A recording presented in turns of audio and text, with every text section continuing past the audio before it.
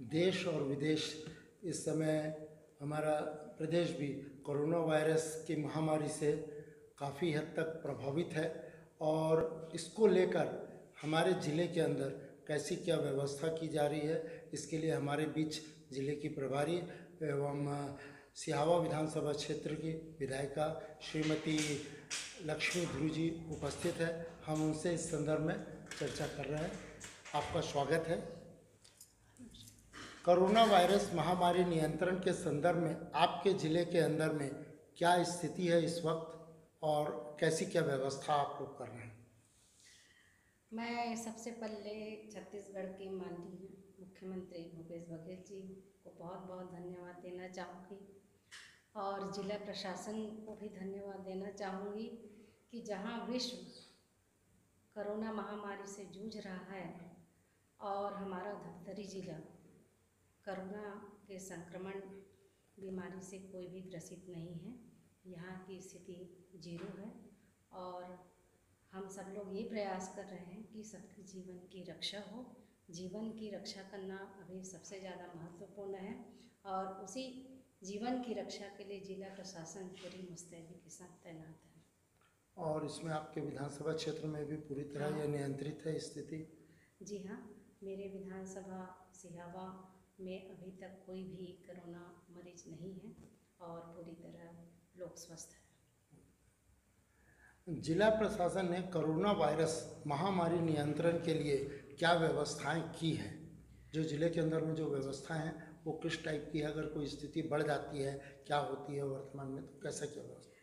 जिला प्रशासन के द्वारा कोरोना महामारी को नियंत्रित करने के लिए क्वारंटाइन सेंटर की व्यवस्था की गई है और हर ग्राम पंचायतों को निर्देश दिया गया है कि यदि कोई बाहर से व्यक्ति आता है तो उसको ग्राम पंचायत में ही आइसोलेशन क्वारंटाइन करके ही उसको वहाँ रखा जाए और 14 दिन के पश्चात ही वो मिल सकता है। तो स्वास्थ्य के दृष्टिकोण से पूरी व्यवस्था की गई है, पेयजल की भी व्यवस्था की गई है, भोजन की भी व्यवस्था की गई है और यदि नागरिक को किसी भी प्रकार की तकलीफ होती है तो जिला स्तर पर और विधानसभा स्तर पर एसडीएम जो होते हैं वो पूरा फोन के माध्यम से उनकी तकलीफ को दूर करने का अधिकार है। और ऐसे कई लोगों की ज़रूरत हुई, किसी को चावल की ज़रूरत हुई, किसी को पेस्ट की ज़रूरत हुई, किसी को साबुन की ज़रूरत हुई या किसी को दवाई की ज़रूरत हुई, सबको एक फ़ोन कॉल के माध्यम से प्रदान किया गया। तो अभी तक मेरा मानना ये है कि कोई भी व्यक्ति जो है अभी ज़्यादा किसी भी प्रकार से समस्या से नहीं जूझ रहा है।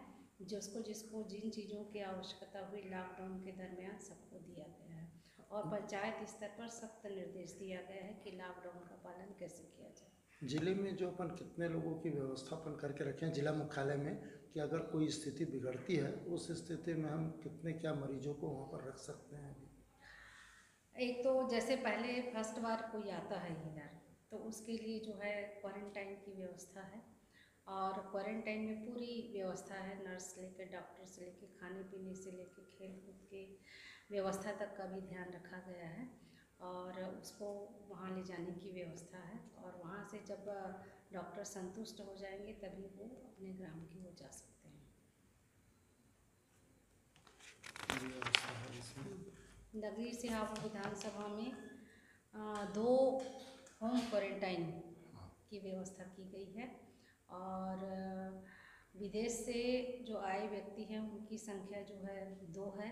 अन्य राज्य से जो आए हुए व्यक्ति हैं उनकी संख्या 327 है और राज्य के प्रभावित जिलों से आए 898 हैं और इस प्रकार कुल संख्या जो है 1227 है और अभी तक होम आइसोलेशन में 901 व्यक्ति को रखा गया और वो सब अब ठीक वो है? सब ठीक है, स्वस्थ हो गए हैं। सबके लिए प्रॉपर पूरी व्यवस्था है? पूरी व्यवस्था है वहाँ पर लॉकडाउन के चलते मजदूरों को रोजगार की समस्या बड़ी गंभीर रूप से आई है। इसमें ज़िले के अंदर क्या तरह से इनको रोजगार उपलब्ध करवाएंगे और इनको कैसे क्या जो मजदूर बाहर से आ रहे हैं उनको हम रखेंगे, इनके लिए क्या व्यवस्था? बाहर के राज्यों में काम करने वाले बहुत से मजदूर छत्तीसगढ़ के हैं और अभी तक पंजीकृत इनकी संख्या जो है 668 है, 668 और आने के पश्चात उनके कौशल उन्नयन को देखा जाएगा, वो किस काम में पारंगत है। उस पारंगत स्थिति के अनुसार उनको उस क्षेत्र में सेटल कर दिया जाएगा, ऐसा जिला कलेक्टर का कहना है। लेकिन जो कौशल उन्नयन श्रमिक नहीं हैं, उसके लिए हमारे यहाँ मनरेगा का काम चालू है और वो मनरेगा के काम कर सकते हैं, अपने भरण पोषण कर सकते हैं, रोजी रोटी कमा सकते हैं। लेकिन जो ज़्यादा दक्ष मजदूर आएंगे तो उसके लिए उसके कौशल उन्नयन को देखते हुए उसके लिए व्यवस्था की जाएगी। यानी जितने मजदूर बाहर से आएंगे छत्तीसगढ़ के हमारे, उन पूरों को हम काम में लगा सकते हैं उनके क्वारंटाइन डे पूरे होने के बाद। जी आप, हाँ, पहले तो उनको क्वारंटाइन में रखेंगे। हाँ। ऐसे आते एकदम से नहीं ले जाया जाएगा, उसके लिए बना है क्वारंटाइन, तो वहाँ रखेंगे। फिर उसके पश्चात डॉक्टर चेक करेंगे, चेक करने के पश्चात ही उसको वहाँ उनकी जो स्थिति है उसके आधार पर ही उनको काम दिया जाएगा। और अभी तक जो पंजीकृत संख्या 668 है, ज़्यादा नहीं है, तो इनको काम में रखा जा सकता है पूरे लोगों को। मनरेगा के तहत आपके ज़िले में कितने लोगों को इस वक्त रोजगार दिया जा रहा है? अच्छा, धमतरी ज़िले में जो है मनरेगा के लाभान्वित परिवार 7,04,248 है और लाभान्वित श्रमिक है 1,12,946 है। उसी तरह से जो है हमारे सिहावा विधानसभा में मनरेगा का काम तेज़ी से चालू है और नगरी सिहावा विधानसभा में दो ब्लॉक है। एक नगरी ब्लॉक आता है, एक मगल रोड। नगरी में 31,000 मजदूरों को मनरेगा के तहत काम दिया गया है और मगल रोड में 21,248 लोगों को काम दिया गया है। तो कुल अभी 52,248 सिहावा विधानसभा क्षेत्र में काम कर रहे हैं। और मैं मनरेगा के श्रमिक जो काम कर रहे हैं, तो बहुत जगह मैंने दौरा भी किया और उन लोगों को बताने की भी प्रयास किया कि कोरोना क्या है, सरकार क्या कर रही है और हमें कैसे जीवन यापन करना है। सबसे पहले हमारी प्राथमिक समस्या है जीवन को बचाना। जीवन बच जाएगा तो बाकी चीज़ बाद में होता रहेगा। तो मैंने श्रमिकों को बताया कि एक सोशल डिस्टेंस, तो सोशल डिस्टेंस के साथ व्यक्तिगत जो दूरी है उसको भी बना के रखना है, क्योंकि ये संक्रमण जो है व्यक्ति से व्यक्ति आता है, वायरस जो है। तो हम जहाँ पर काम कर रहे हैं 1 मीटर दूरी के अंतराल पे काम करें, मास्क लगाकर काम करें। और हमारी स्व सहायता की बहनें जो है मास्क का निर्माण किया गया, उस मास्क को शासन के द्वारा लिया गया और मजदूरों को मैं भी स्वयं मास्क प्रदान की हूँ। जनपद पंचायत के द्वारा भी मास्क प्रदान किया गया है और जब मैं क्षेत्र में देखी तो बाकायदा मास्क लगाकर लोग जो है व्यक्तिगत दूरी बना कर के काम कर रहे हैं। और बाज़ार को भी मैंने देखा तो बाज़ार में भी मैंने मास्क दिया और बाज़ार के जो बेचने वाले जो व्यापारी हैं छोटे छोटे, वो लोगों ने भी मास्क का उपयोग किया है और एक दूरी बना कर के काम कर रहे हैं। और साथ ही साथ जो है अभी बाद के लॉकडाउन के बाद छोटे छोटे जो व्यापारी हैं उनको भी छूट दे दी गई है कि वो अपनी रोजी रोटी कमा सकें। और इस प्रकार से जो है सोशल डिस्टेंसिंग का पालन करते हुए लोग जो है काम कर रहे हैं। और सोशल डिस्टेंसिंग का सबसे बड़ा उदाहरण अच्छा मैं मानती हूँ गाँव को, क्योंकि गाँव के लोग जो है इतने जागरूक हैं कि वो अपने गाँव के बाहर झाड़ को काट करके रख दिए हैं ताकि कोई अंदर प्रवेश ना कर सके। और यदि कोई व्यक्ति उस गांव के खाने कमाने बाहर गए हैं, वो लोग भी आए हैं, तो उनकी तुरंत जो है उन्होंने सूचना दी है और उसको ग्राम पंचायत में जो है आइसोलेशन में रखा गया है। डॉक्टर भी पहुँचे हैं और उसको तुरंत जो है अपने गांव में घुसने नहीं दिया गया है। तो एक अच्छा मुझे लगा कि लोग जो है गांव के लोग ज़्यादा जागरूक हैं, ऐसे लगा। मुख्यमंत्री भूपेश बघेल जी ने विशेष रूप से श्रमिकों के लिए और गरीब तबकों के लिए, साथ में पशुधन के लिए भी उन्होंने निर्देश दिया है कि ये व्यवस्था इन लोगों के लिए किया जाए। तो क्या उनके निर्देश के अनुसार पूरे काम बराबर हो रहे हैं? विशेष रूप से जानवरों के लिए भी, पशुधन के लिए भी और गरीब लोगों के लिए तो भोजन की व्यवस्था और ये बहुत अच्छा प्रश्न है। मैं तो माननीय मुख्यमंत्री भूपेश बघेल जी को बार बार धन्यवाद दूंगी। इसलिए दूंगी क्योंकि जब भारत लॉकडाउन नहीं था, उसके पहले ही हमारे मुख्यमंत्री सचेत होकर के पहले ही लॉकडाउन कर दिया। अंतर्राज्यीय बस सेवा को तुरंत उन्होंने लॉक कर दिया और लॉक करने के बाद इतने चुस्त दुरुस्त ढंग से उन्होंने निर्णय ले, एक दिन में 4 निर्णय लिए। जब एक चौबे कॉलोनी रायपुर की एक लड़की जब ग्रसित हो गई थी, तो इतना सचेत हो गए कि एक दिन में उन्होंने 4 आदेश निकाला। और आदेश निकालते ही जो है उन्होंने सबसे पहले जो है आवागमन को बंद किया। आवागमन के बाद जो है होटल, मॉल, स्कूल, छात्रावास ये सबको बंद कर दिया। फिर उसके छोले चौपाटी जो भी है उनको भी बंद कर दिया और पूरी तरह से जो है आवागमन को एकदम लॉकडाउन कर दिया। ये कोरोना संक्रमण से बचने का सबसे अच्छा उपाय था और हमारे मुख्यमंत्री ने बहुत ही अच्छे ढंग से ये मैनेजमेंट किया कि कोई भूखा भी मत रहे, पशु भी भूखा मत रहे, मनुष्य भी भूखा मत रहे, किसी को किसी चीज़ की कमी ना हो, इसका उन्होंने ध्यान रखा। जन सहयोग की भी उन्होंने अपील की और जन सहयोग ने भी भरपूर जो है सहयोग किया और शासन ने जो है 2 महीने का राशन, ताकि कोई जो है काम नहीं है तो कोई भूखे ना रहे और कोई इधर उधर भागे मत, लॉकडाउन का पूरा पालन करे ताकि संक्रमण तेज़ी से ना फैले।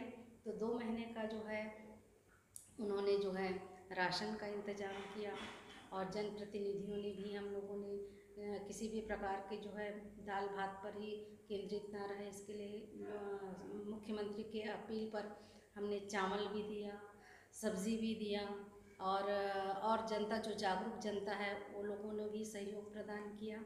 इसके साथ ही साथ पशुधन के लिए जो चारा की भी व्यवस्था की गई और हमारे यहाँ सबसे बड़ी एक योजना हमारे मुख्यमंत्री चला रहे हैं कुपोषण को दूर करने के लिए सुपोषण अभियान। तो उस सुपोषण के अभियान के तहत उसको सफल बनाना है, इसलिए उनको जो बच्चे कुपोषित हैं उनको उनके घर तक जो है योजना की जो सामग्री जो है प्रदान की गई। और जैसे हम लोग रोज़ समाचार पत्र में पढ़ते हैं कि यहाँ के श्रमिक घर जाना चाहते हैं, यहाँ भीड़ जा रही है, कई लोग जो है ट्रेन में भी कट रहे हैं, ऐसे हम समाचार में पढ़ रहे हैं। तो हमारे मुख्यमंत्री जो है इसके पहले ही छत्तीसगढ़ के श्रमिकों को किसी भी प्रकार की तकलीफ ना हो, इसके लिए जो है हर विधानसभा क्षेत्र में, हर जिला में जो है मनरेगा का कार्य प्रारंभ कर दिया गया है और ये अपील की गई है कि व्यक्तिगत दूरी को बना करके रखेंगे और रोजी रोटी अपना कमा सकेंगे ताकि लोगों को किसी भी प्रकार की तकलीफ ना हो। और उसी तरह पशुओं की सुरक्षा के लिए भी उन्होंने ध्यान दिया है। लॉकडाउन में विशेष रूप से हमारा क्षेत्र कृषि प्रधान क्षेत्र है, तो किसानों को बहुत परेशानी, एक तो लॉकडाउन के तहत गई, ऊपर से ओलावृष्टि हो गई। इन दोनों के लिए क्या योजना हमारे यहाँ की गई और कितना क्या नुकसान हुआ है? ओलावृष्टि हुई है और ये प्राकृतिक विपदा है, किसानों को नुकसान हुआ है, लेकिन जिला प्रशासन जो है सक्रिय है और स्थिति नियंत्रण में है। मैंने जिला प्रशासन से बात की कि कितना क्षति हुआ, कैसे क्या हुआ है, तो उन्होंने सर्वे किया और सर्वे के पश्चात उन्होंने बताया कि स्थिति नियंत्रण में है, ज़्यादा अनियंत्रित नहीं, सब ठीक है। और जो बहुत ज़्यादा यदि जिसको बहुत ज़्यादा तकलीफ़ है या नुकसान हुआ है उसको जिला प्रशासन मदद कर रही है। जिले के अंदर विकास के कौन से प्रमुख कार्य हो रहे हैं और भविष्य के लिए अगर आपकी कोई और योजना है जिले के अंदर विकास की दृष्टि से, ये लॉकडाउन के चलते और इसके बाद जी। वो अब लॉकडाउन के चलते तो अभी सारा विकास कार्य जो है केवल मनरेगा को छोड़ के बाकी जो है तो स्थगित किया गया है, लेकिन अब धीरे धीरे लॉकडाउन को शिथिल किया जा रहा है। तो छोटे छोटे जो उद्योग है, लघु और कुटीर उद्योग, उसको भी चालू कर रहे हैं। और धमतरी ज़िले में चूँकि 15 साल तक भारतीय जनता पार्टी की सरकार थी और धमतरी विकास से बहुत पीछे है, उसी तरह से सिहावा विधानसभा भी विकास से बहुत पीछे है। जो भी विकास कार्य हुए कुरुद में हुए, हमारे यहाँ विकास देखने को नहीं मिला।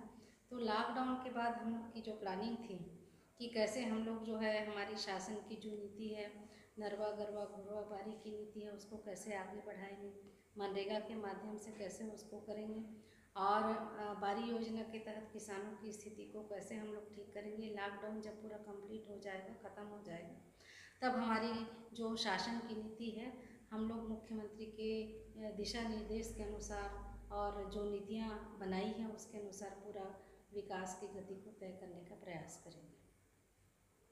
बाहर राज्यों में काम करने वाले बहुत सारे छत्तीसगढ़ी मजदूर अभी और आएंगे, तो इनके लिए आपने जैसे कि बताया कि हम उनके लिए उनको काम सौंप दिए हैं, तो कहीं ऐसी स्थिति तो नहीं होगी कि वो अपने साथ और कोई बीमारी ले आए, कोई गंभीर स्थिति उत्पन्न हो जाए, तो इसके लिए प्रॉपर कोई व्यवस्था और कर रहे हैं?